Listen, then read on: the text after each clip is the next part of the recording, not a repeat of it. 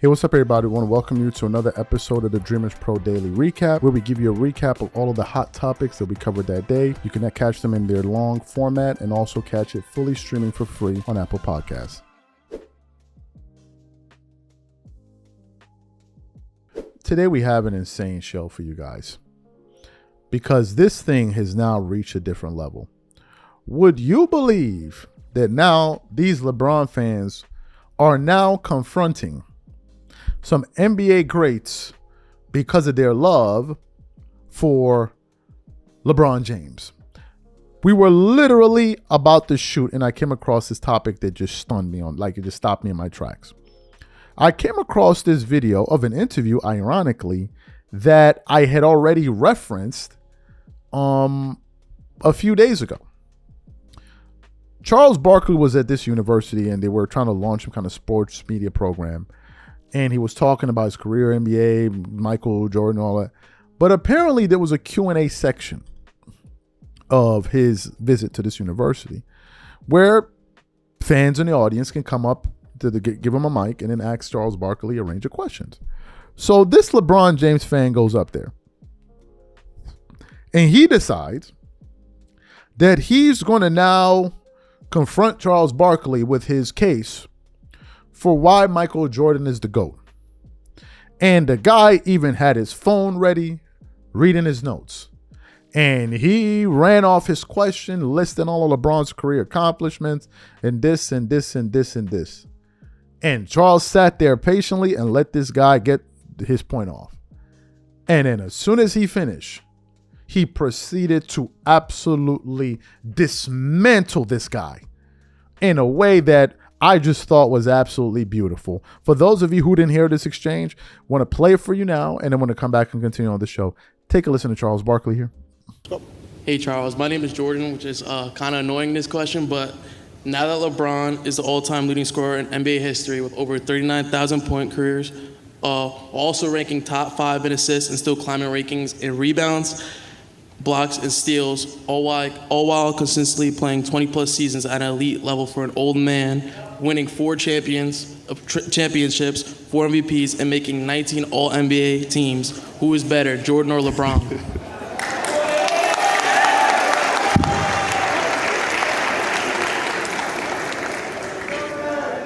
You know, those are some incredible stats.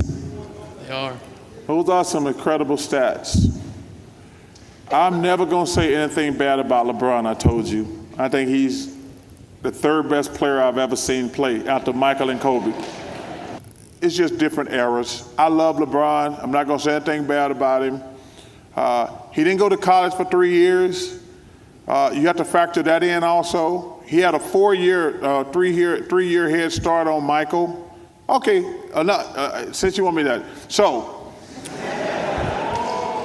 I'm going to just give a couple of things about, if he wanted to do it fair, he would say, well, how many games did Michael Jordan play compared to LeBron?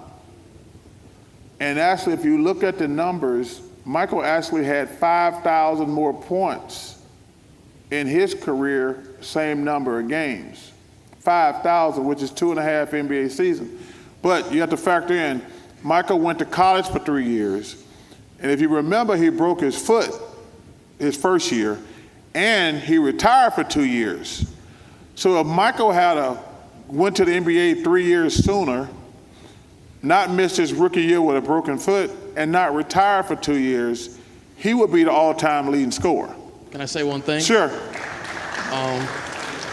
Did you ever look at how many shots Michael Jordan took and how many shots LeBron took? I did not. Michael Jordan. They were both gunners. Michael Jordan took way more shots. Well, that was his job. So and let me tell you something. LeBron, we compare him favorable to Magic Johnson. He's more of a triple threat than Michael was. I'll agree with that. But let me ask you a question. I want you to be honest with me in your heart. All right. If you had one game and you said, I need to win game 7, would you want LeBron, Michael, or Kobe in one game win all? LeBron. Okay. Let's go back to Cleveland. So you heard the exchange there. What are my thoughts about this? Charles perfectly described the reason why us NBA fans are not impressed. Not us. Some of us NBA fans are not impressed with this longevity record. The reason we're not impressed by it is because it just represents one guy that wanted to play longer than the other. It has nothing to do with whether or not this guy was better. That's all. All it represents was one guy wanted to play longer and the other guy didn't. It also represents that one guy had less time while the other didn't, which is why Charles Barkley brought up the point about Jordan going to school for 3 years, the 3-year head start. And then he then buffered his point by bringing up the fact that MJ, in the same amount of games, had 5,000 more points than LeBron. 5,000. And then a LeBron fan tried to retort and be like, well, MJ took more shots. What's Jordan's position, please? What's his position? Is he not a shooting guard? Is that not what he's meant to do? But even while he took all those shots, he still did more at his position than LeBron did at his. LeBron is a below average rebounder for his position. Larry Bird had averaged more rebounds than LeBron at his position. He's a below average. It's not like LeBron should have been averaging 8 rebounds a game for his career. He averages around 7. Jordan averaged like 5.5, 5.6. Like, what are we talking about here? And LeBron has a good, 3 inches over him? That's number one. Number two, Jordan played more defense than LeBron did. So while he was taking all of those shots, he was still an all-first NBA caliber player defensively. And he won a Defensive Player of the Year while taking all those shots, while shooting roughly 50% from the field. Look, guys, I've said this before and I'm going to say it again. There is no argument. There's none. And all these guys have left of this longevity thing. But what they don't realize is that people don't care. They don't care. It's not enough because we've seen you guys at the heart of your prime. We saw it. We saw 2011 in the finals, bro. We saw that. You never seen that happen with Jordan or when did you ever see that? And he said and he still gave LeBron his props, but to a LeBron fan, it's not enough. If you're not saying he the GOAT, it's not enough. He even said they're the 3 greatest players I've ever seen. He said Michael, Kobe, and LeBron. That right there is not, because they want you to get on your knees and torque it up for them while they throw ones at you. Just tossing them up in the air, man. Hey, dance for me, mother, dance for me. That's what they want. And I think Charles Barkley absolutely shut him down. The last part where he said, if you had to choose between this and this, and he said, I would, that dude is lost, bro. He lost in the sauce. I don't know what would make you pick LeBron, given the fact we've seen him in the finals and big moments not live up to it, and you still pick him is unheard of to me. Like, Jordan was hitting game-winning shots in the finals. Like, yo, bro, knock it off, man. Knock it all the way off. But hey, this is what happens when you got honey stuck between your butt cheeks. This is what happens. I mean, it just is what it is. So yesterday we did a live reacting to the horror show that Bronny James subjected us to yesterday in the NBA preseason game number 2 that he played against the Golden State Warriors. In the first game that he played, Bronny James shot a whopping 8.3% from the field, while going 1 of 12 from the floor and 1 of 8 from the 3-point line. Just when you thought he couldn't back it up with a worse performance, he went out there yesterday and just basically he did it again. So in yesterday's game, Bronny then played, almost 23 minutes. And in 23 minutes, he finished the game with 5 points, 5 turnovers, 3 rebounds, 3 assists, 1 steal on 33% shooting from the floor and 33% shooting from the field. And I said during our live, Bronny should not be on the Lakers. He's not good enough. He's not. If we're talking about another player, we'll say the same thing. He's not. And y'all can't do that. Oh, he's a 55th pick. Bro, it's his second year in the NBA. Y'all can knock that off. The dude is out there getting paid like a professional. We're going to talk about him we're going to talk about Bronny the same way we talk about everybody else. That's what we're going to do. We can go off on great players. We go off on bad players. Bronny ain't exempt from it. I'm sorry. There will be no preferential treatment here in the NBA. You want to go in the NBA, you're going to get criticized like an NBA player. When you play great, the whole entire media will be twerking it up for you, pouring honey all over each other. And this is exactly what his coach, J.J. Redick, tried to do. So after Bronny James went out there and just did it again, J.J. Redick decided to go out there and defend Bronny James, something that ended up infuriating, damn, I can't even say the word, infuriating, Laker fans. So I want to read from this article headline that I came across. It says, Bron defense. Los Angeles Lakers coach defends Bronny James after alarming struggle in first preseason game of the year. Concerns over Bronny James' lackluster performance in Los Angeles Lakers opening preseason game have been brushed off by head coach J.J. Redick. The shooting guard managed just one of his 12 field goal attempts in the Lakers' 81-103 loss to the Phoenix Suns. It then continues on. Bronny James failed to impress in his first preseason game of the year, but Lakers coach J.J. Redick has said he is pleased with the youngster's development. But Redick insisted the performance was just a step along the way for a 20-year-old's development. The coach said following the game, he is so much more comfortable and confident as a player. Skill-wise, read-wise, all the things have improved. But there's a big difference between improving those things in an individual workout and small group settings and doing it 5-on-5. He's a totally different player than he was a year ago. James was selected as the 55th overall pick in the 2024 draft to join his legendary father, LeBron, at Los Angeles. His debut in October against the Minnesota Timberwolves went into the history books as the first time a father and son played together in the NBA. But since then, James has been grinding things out in spells with the Lakers G League affiliate, the South Bay Lakers, as he looks to develop and prove he was more than just a marketing pick.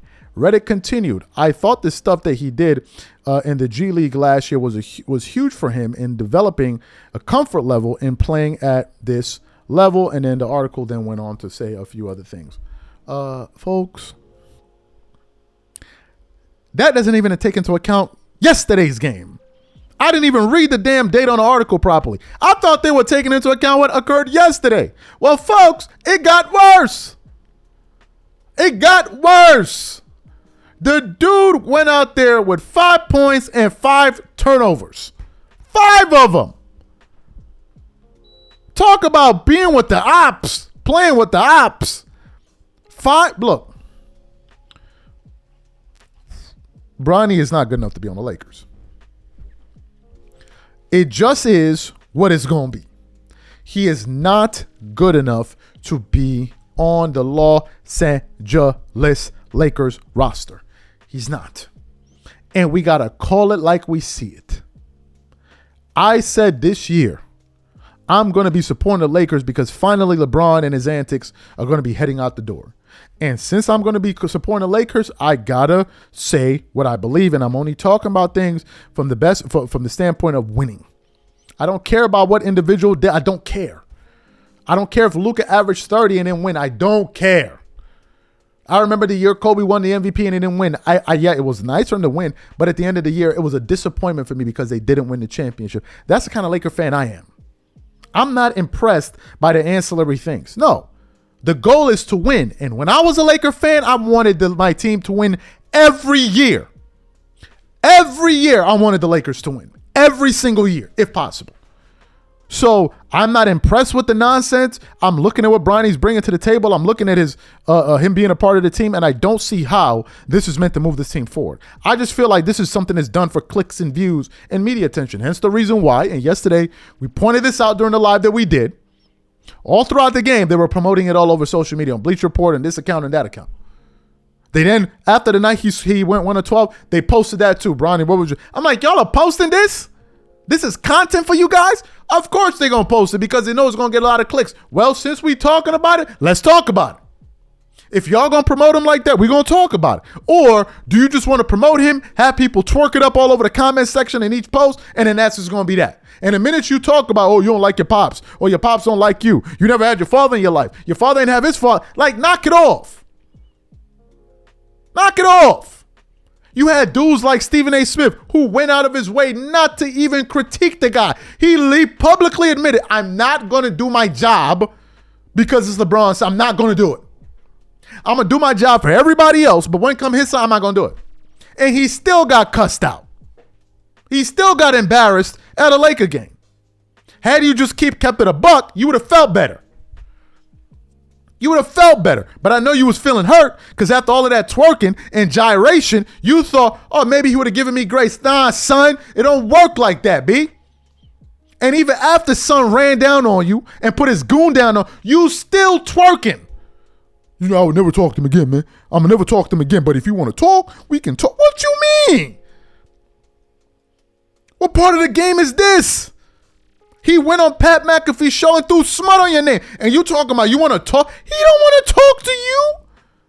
He not trying to rock out with you. I'm not trying to rock out with somebody that ran down on me in a Lakers game on the day that it got announced I got a $100 million deal. And then you come mess that up. I want to talk about you in the future. Talk about what? What are we talking about? What's there to discuss? So you saw what that got him. A bunch of disrespect. We gonna call it like it is. Yesterday, the game I'm watching, I'm listening to Richard Jefferson. This man said, Bronny's great. He said the athleticism there and is there and the skills are there. Richard Jefferson said that on TV. The athleticism is there and the skills are there. All he needs to do is work on one or two things. He just needs to work on his jumper and then I'm like, just one or two things? Like, I'm lost. Y'all better knock it off. We gonna call it like we said. I'm a Laker fan. Son his ass. Move on. We gonna keep it a buck. Because when y'all dudes was beating your meat every single day, Skip Bayless and Shannon Sharp used to come on TV and trash Russell Westbrook, a Hall of Famer. Y'all ain't seen nothing wrong with it. Nobody was talking about his father and all of that. No. Y'all loved it. So keep that same energy. We're going to keep it for y'all. But if I'm talking about the Lakers this year, twerking will not be going down in this compound. It's just not going to go down like that over here. If you looking for these dudes to be twerking it up on the internet and they call themselves Laker fans disguised as LeBron fans, it ain't happening. It ain't happening. He don't deserve to be on the team. I'm not seeing why he should be.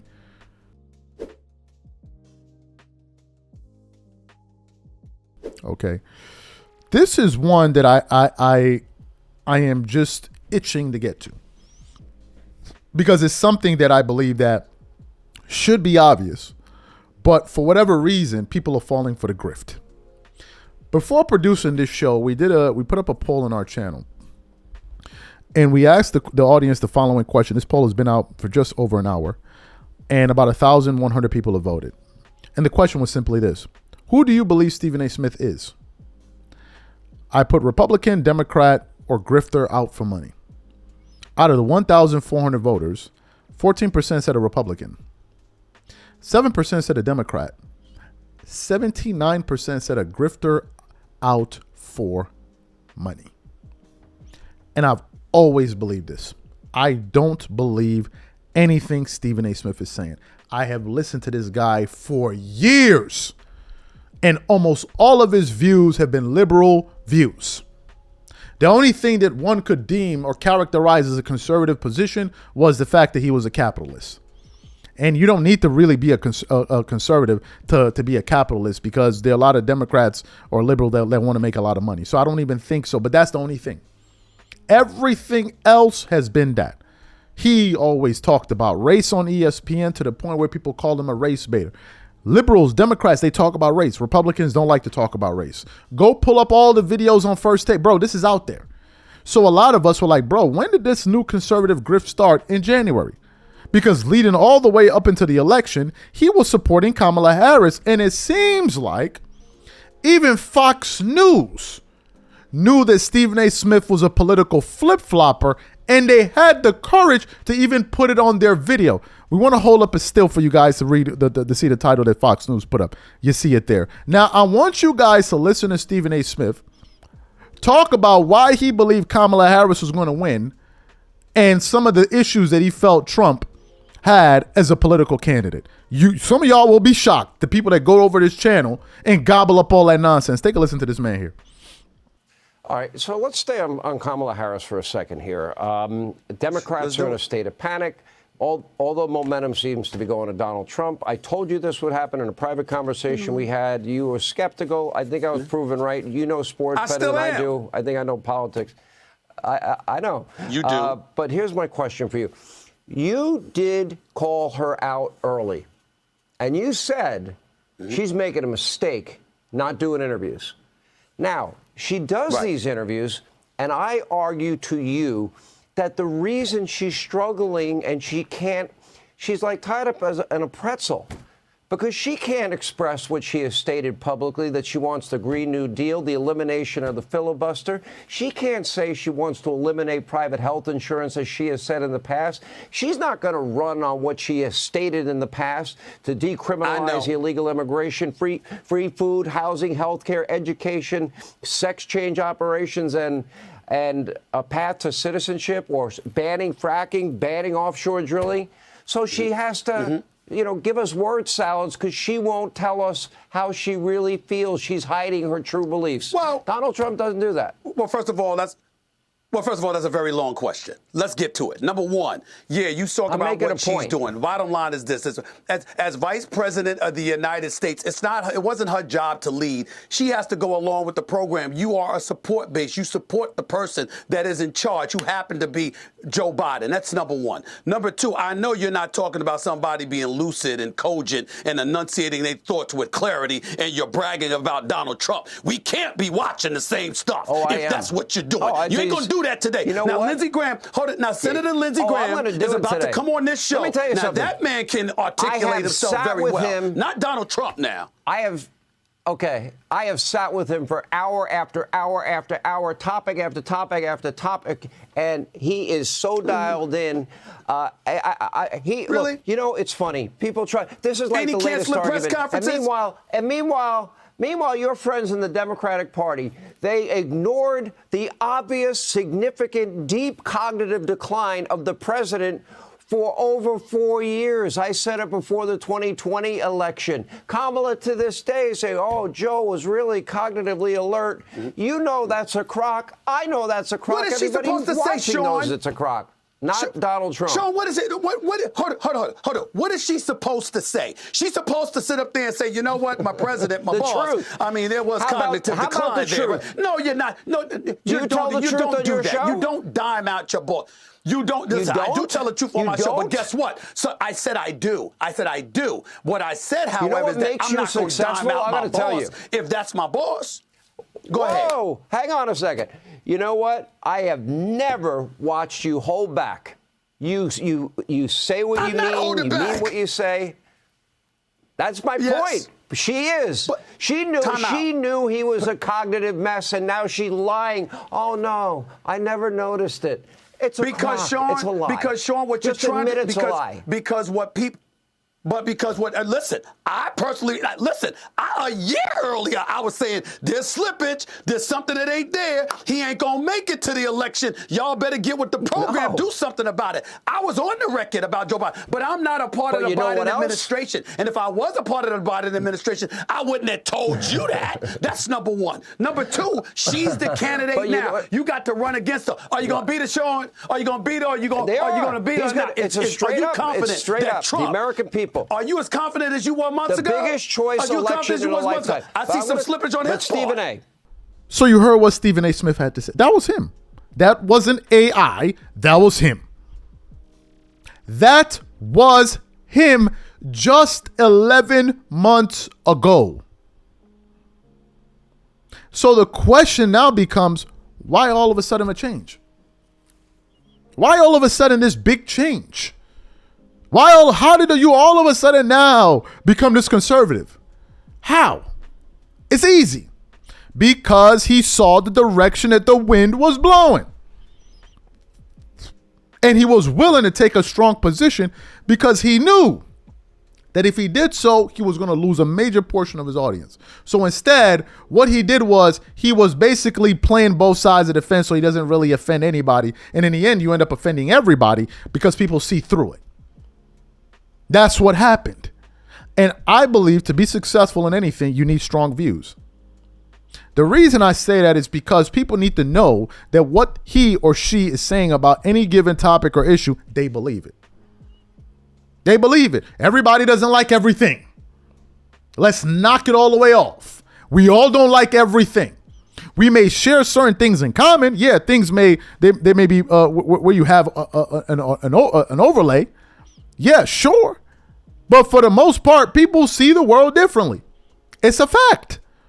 So for you to try to act like, no, I'm in the middle of all of this. I can see what you're saying. I can, no, you don't. No, you don't.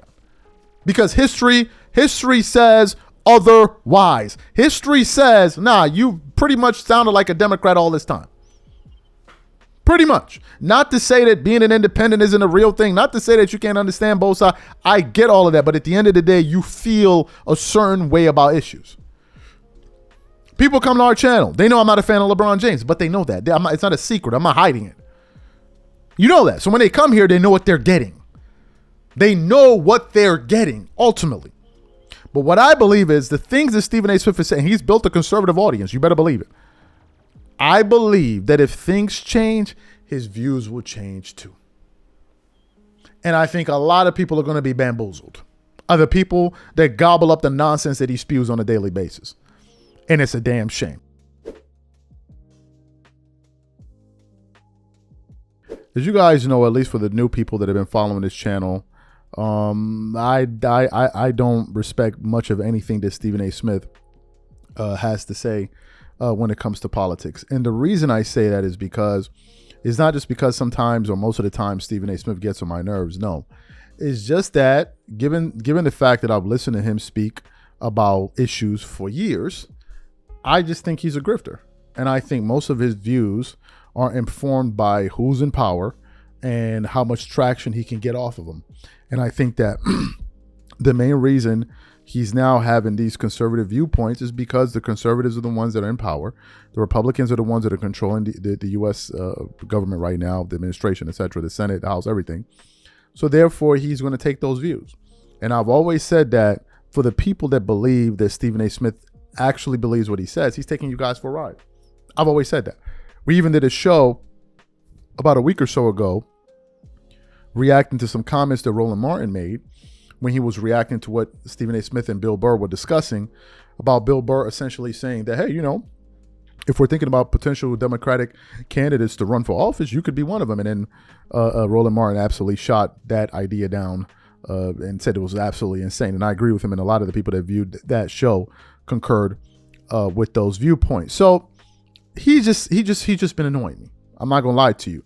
And one of the things that I said in one of those shows was, for the people that think Stephen A. Smith is serious, and for the people that are considering believing the things that he's saying, I was arguing with people online telling them that the guy voted for Kamala Harris.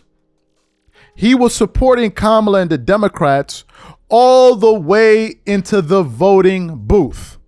So how come he all of a sudden has a change of heart? How come he's so critical about the Democrats, the Democratic Party, Kamala Harris, when he supported them?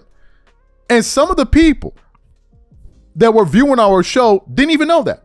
No, Stephen A. Smith never voted for Kamala. I'm like, this is how well the grift has been working. So what happened?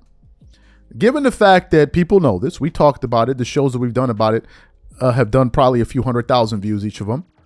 I'm sure, and I don't want to give my toot my own horn here, but I'm sure channels and platforms like ours have played a role in Stephen A. Smith now coming out and feeling the need to respond to the people that are questioning, well, if you're such a strong Trump supporter and you're always parroting all of the talking points of his administration and his party, why did you vote for Kamala Harris? And it now seems Stephen A. Smith has reached a point where he has to answer that question.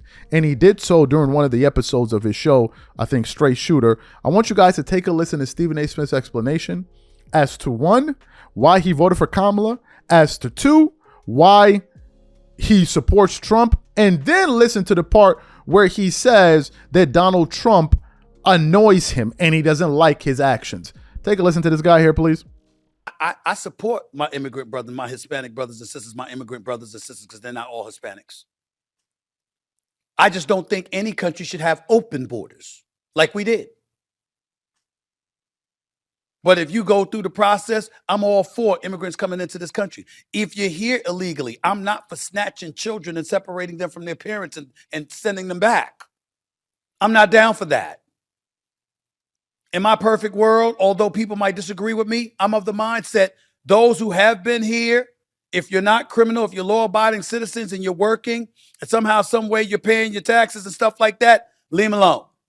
Just don't let nobody else in, because it's overcrowded going on now. It's overcrowdedness going on right now. And when we talk about Medicaid being an issue, because you got states like in California, I mean, you know, we know what that's about. We know the reason why you're billions in debt is because of the money that you were utilizing towards helping migrants at the expense of citizens in California. Now, Gavin Newsom may deny that, or knowing him as fluid and as smooth as he is, he'll have a perfectly logical explanation for it, but people ain't trying to hear that. They're just not. And when I get to our president, what I'm saying to you, this is why I didn't vote for him. Something that I've said publicly on many occasions. I don't like how he acts. I don't like the name calling. I don't like the belligerence. I don't like the vindictiveness. I'm not talking policy. Because the fact of the matter is, the prism of history tells us whether a policy is beneficial or not. Do I like him scaling black? A connection to black history? The Smithsonian Museum and other things with executive orders? No, I do not. But I'm not sure I disagree with the tariffs just yet. I certainly don't disagree with what he's done with immigration, because I thought it was necessary because of what Biden did. Last time I checked, the economy hasn't collapsed. Inflation may be imminent, if not already here, but we haven't felt the profound effects of that yet. Maybe it's coming, maybe it won't. And I'm not worried about people being in jail and being let out the same day like I was under the previous administration. I ain't apologizing for that. But the reason that I didn't vote for this president, a man that I knew before he went into office, he had events all the time, sporting events, boxing events, and other things. We were always there.